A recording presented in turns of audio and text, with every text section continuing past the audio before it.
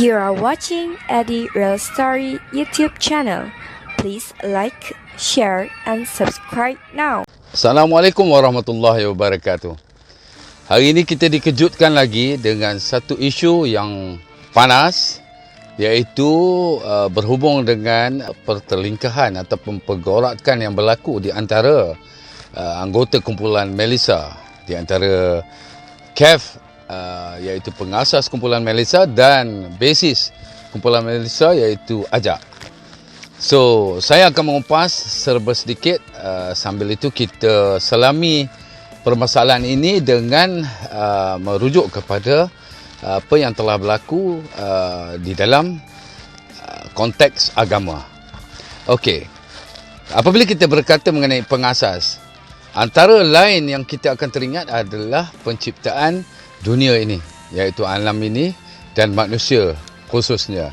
Manusia ini dicipta oleh Allah Subhanahu Wa Taala, iaitu Tuhan yang Maha Esa, yang Maha Agung lagi Maha Tinggi. Tuhan telah menciptakan manusia dan setiap perkara yang ada di dalam alam ini untuk kita manfaatkan.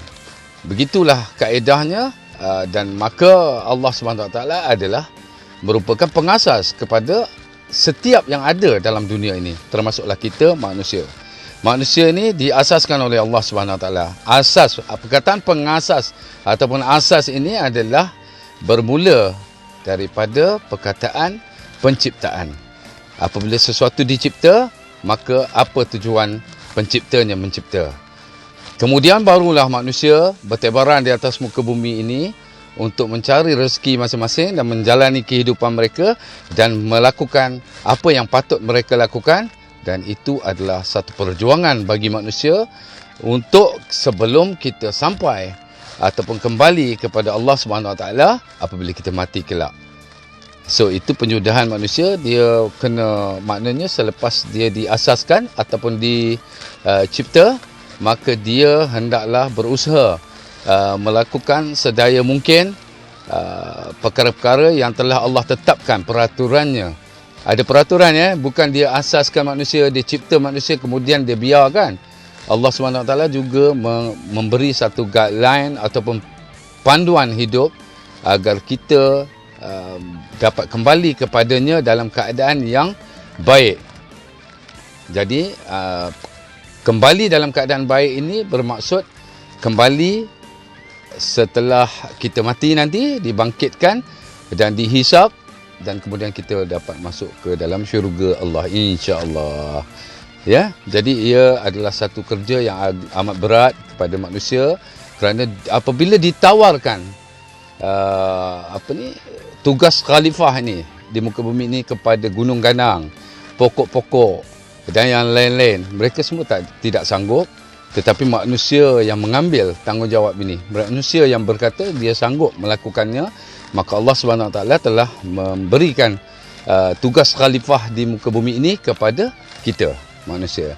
Okey, itu serba seringkas mengenai perkataan pengasas ataupun asas sesuatu perkara.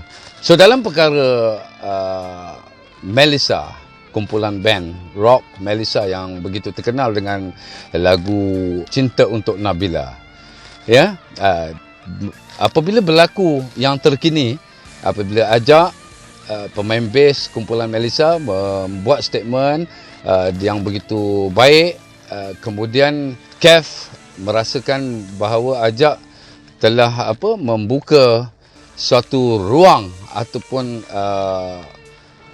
keadaan di mana semua orang boleh berkata-kata. Maksudnya daripada keadaan asas, iaitu apabila KEF mencipta Melissa, iaitu mengasaskan Melissa, kemudian dia mencari anggota-anggota, dan Ajak adalah salah seorang daripada anggota yang dia cari dan dibawa masuk ke dalam Melissa. Kemudian berlaku perpecahan dan sebagainya. Akhirnya mereka kembali bersatu dan kemudian tidak lama kemudian berpecah lagi. Dan kita telah dengar daripada channel Ajak sendiri bahawa dia mengakui bahawa dia ada melakukan kesilapan, iaitu dulu dia pernah tak hadir pada show yang telah ditetapkan, dan ini merisaukan KEF, takut kalau pisang berbuah dua kali.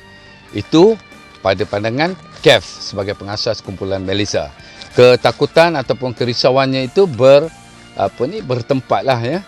Okey, bagi Ajak pula, saya rasa dia bagus kerana pada video kali ini yang apabila Ajak berkata yang dia kemudian diketepikan, disingkir daripada Melissa oleh pengasas kumpulan Melissa, dia respect pengasas kumpulan Melissa, ini adalah contoh bagi orang-orang yang dia tahu asas agama sikit ya. Kerana pada kita, apabila kita menghormati, respect kepada seseorang yang mengasaskan satu kumpulan, kerana sebelum sebuah kumpulan itu diasaskan, dia tidak boleh pun berjuang. Mungkin kalau tidak kerana KEF menubuhkan Melissa, mungkin Ajak akan berjuang dengan band lain. Itu yang berlaku. So dalam konteks ini, takdir telah menentukan bahawa Ajak telah berjuang bersama kumpulan Melissa. So apa yang berlaku pada hari ini amat menyedihkan, memang sangat menyedihkan. Saya pun kesian dengan Ajak, dan di samping itu juga saya kena juga kesian kepada KEF. Mungkin dia ada perkara-perkara tertentu ataupun sebab-sebab tertentu yang dia terpaksa lakukan tindakan itu. Untuk makluman anda semua, mungkin anda tidak faham apakah hubungan saya dengan KEF. KEF dengan saya ni, dia kalau band boy kata dia macam adik-beradik, saya lebih daripada itu.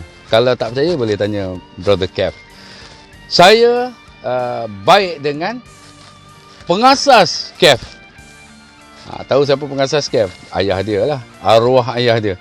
Saya memang kamcing dengan arwah ayah dia waktu dia muda dulu, waktu dia masa mula-mula menubuhkan Melissa dan sebagainya. Saya dengan ayah dia memang kalau ayah dia ke KL, orang yang dia temui adalah saya.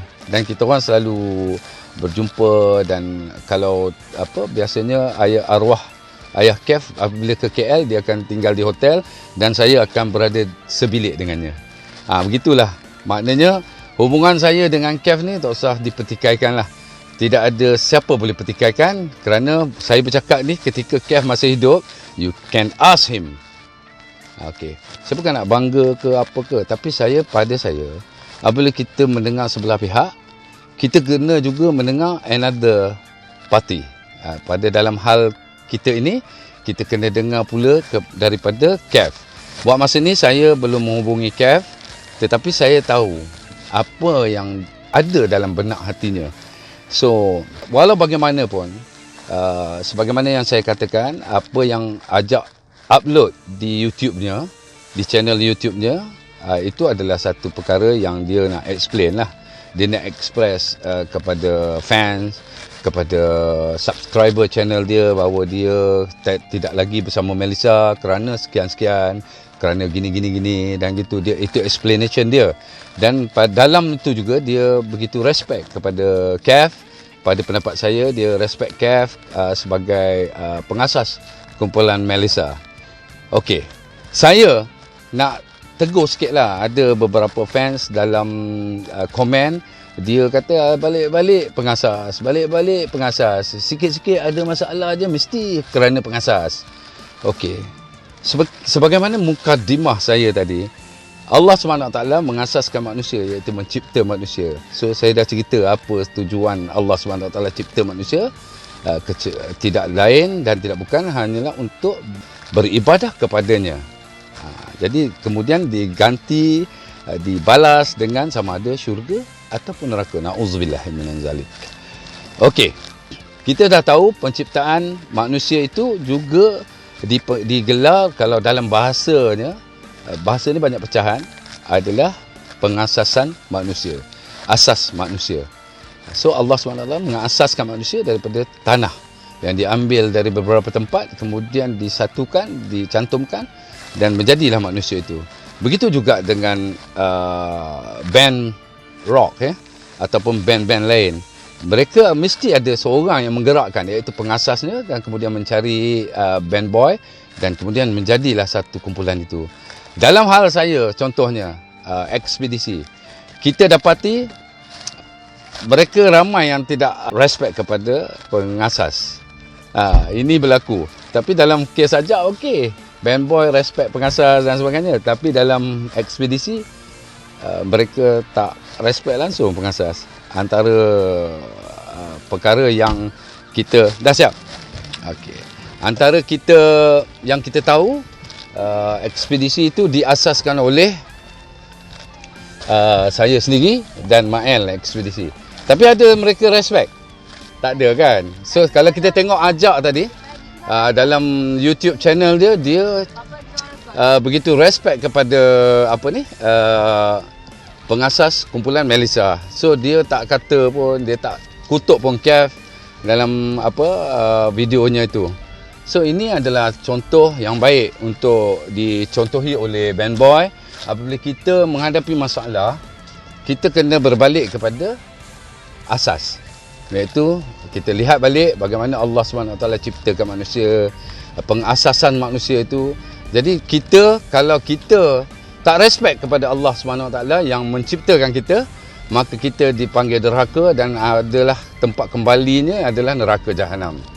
So kalau dengan manusia ni dalam hal-hal perkara lain seperti band rock dan sebagainya, pengasas itu adalah pencipta kumpulan itu dan kita kena respect dia.